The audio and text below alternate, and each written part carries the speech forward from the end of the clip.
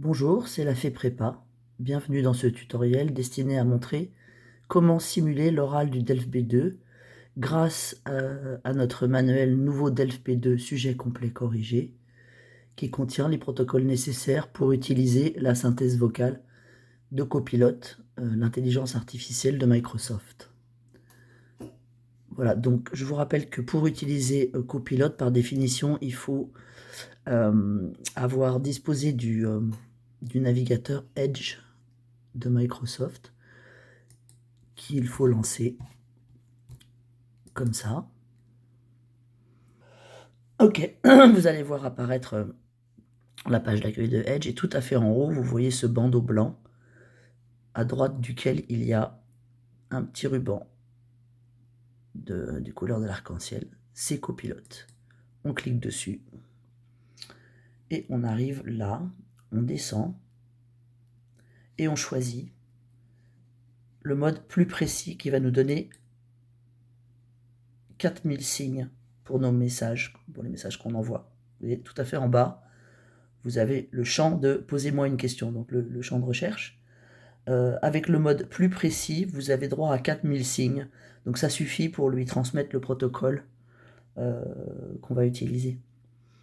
Voilà, alors, j'ai pris aujourd'hui un sujet tiré du site de France Éducation Internationale, un sujet de production orale officielle. J'ai copié et collé ce document, donc ce sujet, dans le protocole de passage de l'oral de notre manuel nouveau DELF B2 sujet complet corrigé. Pour savoir comment copier le protocole et le sujet pour le soumettre à Copilot, regardez notre tutoriel ChatGPT et Copilot pour s'entraîner au DELF B2 mode d'emploi sur notre chaîne. Voici donc à quoi ça ressemble. Vous avez un texte de consigne et puis en dessous, tout à fait en bas, en dernier, on fournit le texte, le document du sujet, un petit article. Le rôle de l'université est-il de préparer à un métier? C'est un article d'environ 180 mots que j'ai copié sous mon protocole. Alors, maintenant, voilà, je le fais. Je copie tout ça.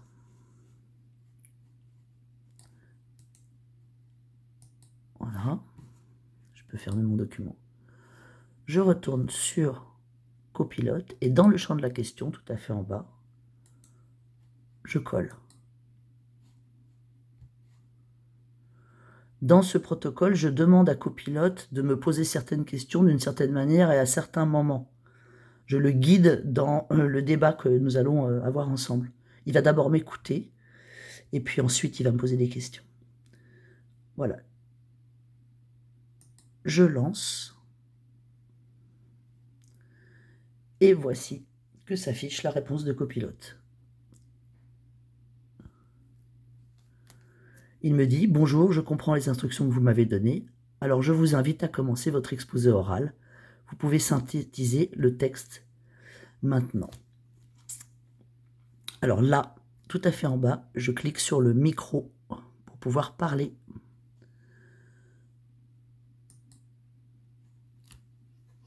Bonjour Copilot. Je vais commencer par faire une petite synthèse du document. Le texte que j'ai choisi est un petit article tiré d'un journal régional français, La Voix du Nord, et c'est un texte d'opinion. L'auteur s'interroge sur le rôle de l'université française. Est-ce qu'elle doit former les étudiants directement pour le monde du travail ou les préparer intellectuellement pour qu'ils se forment ensuite à un métier? Depuis 15 ans, on a mis la pression sur l'université française pour qu'elle facilite l'intégration des jeunes dans la vie professionnelle, ce qui veut dire qu'elle prépare les étudiants à un métier. Ça correspond aux préoccupations des gouvernants français, reflétées dans la loi, et on le voit avec la création d'un bureau d'insertion professionnelle dans chaque université. Mais l'auteur du texte s'oppose à cette logique, surtout qu'elle se traduit par des critiques quand les jeunes diplômés ne réussissent pas à trouver un emploi. Pour lui ou elle, l'université doit préparer les gens à la vie en général, leur fournir un équipement intellectuel et culturel qui ensuite leur permettra de trouver du travail, entre autres choses. L'insertion professionnelle des étudiants diplômés, ce n'est pas sa responsabilité. J'ai terminé la synthèse. Alors, il va me répondre maintenant. Il tape mon texte d'abord. Merci pour votre synthèse. Maintenant, je vous invite à partager votre point de vue argumenté sur le sujet. Donc je fais maintenant le point de vue argumenté.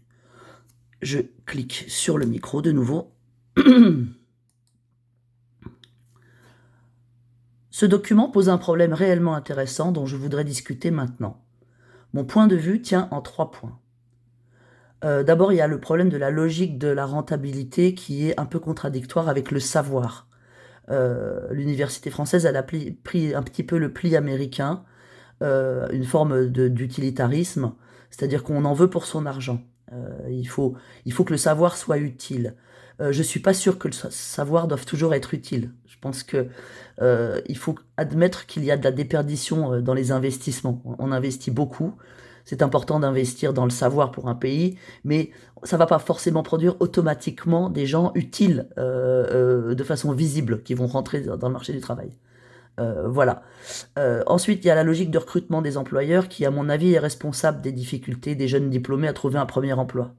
Les entreprises veulent de l'expérience, parce que prendre un jeune à la sortie de l'université ou d'une école, c'est être obligé de le former, alors que eux, ils veulent des gens opérationnels tout de suite. Donc, alors que les gens qui sortent des études, ils savent apprendre, mais ils savent rien. Enfin, ils savent juste apprendre. Comment serait-il possible que les universités les aient déjà formés à tous les métiers pour correspondre exactement à ce qu'une entreprise veut? C'est pas possible. Je suis d'accord avec l'auteur. Le travail des universités est de former des gens capables d'apprendre, de leur donner de la culture, de la rigueur, de la méthode, le bagage de base utile pour leur profession. C'est ce qu'on appelle la formation initiale. Par exemple, le droit pour les avocats ou la médecine. Mais après, il y a la formation continue. Et c'est ça, on ne peut l'acquérir qu'en travaillant, en pratiquant la théorie. Ça, c'est pas l'université qui peut le faire. En conclusion, je dirais que les institutions en charge de la transmission du savoir humain ne sont pas des distributeurs automatiques de personnel qualifié. Il ne suffit pas de mettre une pièce dans la fente pour avoir son jeune travailleur opérationnel à l'autre bout. J'ai terminé, nous pouvons passer au débat.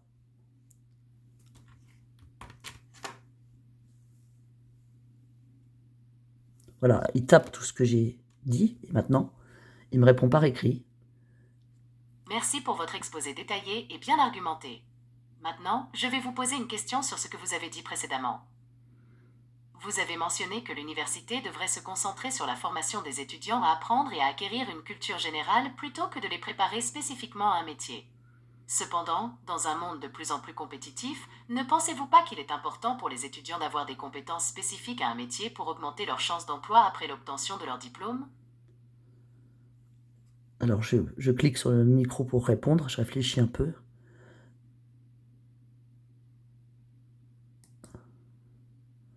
Je suis complètement d'accord avec ça. Il faut que les gens soient compétitifs. Mais l'université n'est pas un organisme de formation professionnelle. Il existe pour ça des institutions tout à fait spécifiques. L'université, elle a une vocation plutôt générale. Par exemple, les humanités. Elle enseigne aux gens à savoir apprendre, mais elle leur enseigne pas des contenus. Enfin, dans une certaine mesure, elle le fait, mais ensuite, il faut se spécialiser, et ça, l'université, c'est pas sa vocation, la spécialisation. Pas, en tout cas, pour beaucoup de filières, ce n'est pas le cas. Elle peut pas, rien ne peut remplacer l'expérience, et surtout une formation professionnelle spécifique. J'ai terminé ma réponse. Voilà, alors maintenant il va me répondre par écrit, puis à l'oral. Merci pour votre réponse détaillée. Vous avez souligné l'importance de l'expérience et de la formation professionnelle spécifique qui ne peuvent être remplacées par l'éducation universitaire. Ma deuxième question est la suivante. Comment pensez-vous que l'université pourrait mieux préparer les étudiants à la transition vers le monde professionnel, tout en conservant son rôle d'institution d'enseignement général?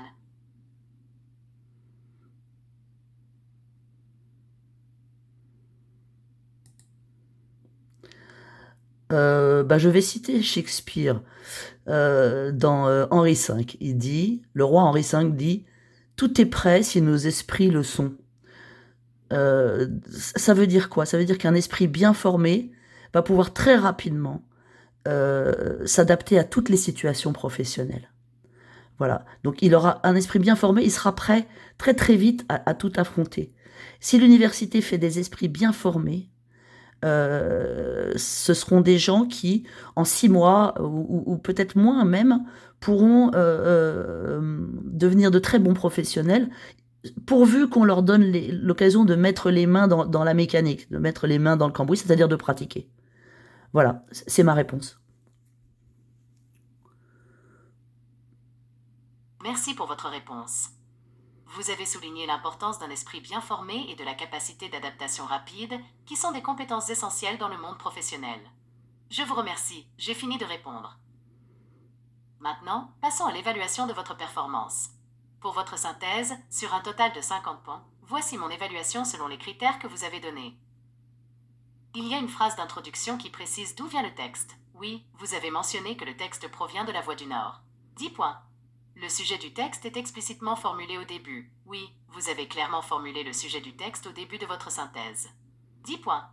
Tous les arguments du texte sont cités. Oui, vous avez cité tous les arguments du texte. 10 points.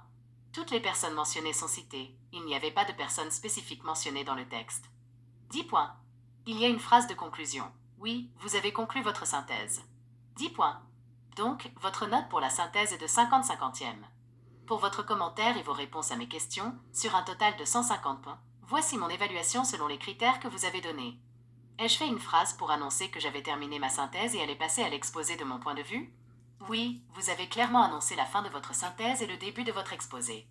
15 points. Ai-je bien parlé du sujet? Oui, vous avez bien parlé du sujet. 15 points. Ma syntaxe et ma grammaire française sont-elles correctes? Oui, votre syntaxe et votre grammaire étaient correctes. 15 points. Mon vocabulaire est-il riche et adapté au sujet? Oui, votre vocabulaire était riche et adapté au sujet. 15 points. Mes phrases sont-elles complexes? Oui, vos phrases étaient complexes. 15 points. Mon français est-il compréhensible à l'oral? Oui, votre français était compréhensible à l'oral. 15 points. Mes idées personnelles sont-elles pertinentes? Oui, vos idées personnelles étaient pertinentes. 15 points.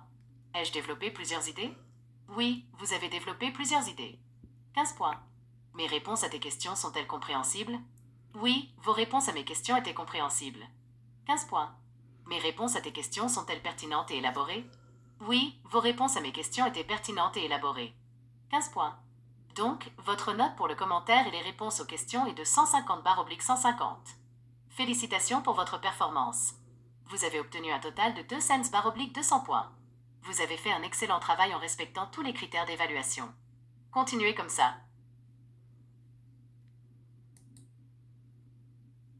Je te remercie infiniment, copilote. À bientôt.